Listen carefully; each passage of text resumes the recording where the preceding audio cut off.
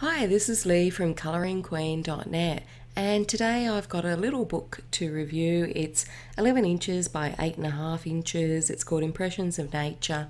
Inside it there's 23 illustrations of animals, some flowers, and basic nature scenes. Now, it's only a low-cost little book, so it's perfect for beginners or when you're travelling or if you don't want to take your nice books with you.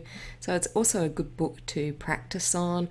I like it. The drawings inside it sort of range from quick and easy to a little bit more complex. And I also like the fact that they've put the images on single pages. So the pages are not perforated, it's bound, but you can easily take the staples out of it and just undo it all and use the illustrations on your clipboard.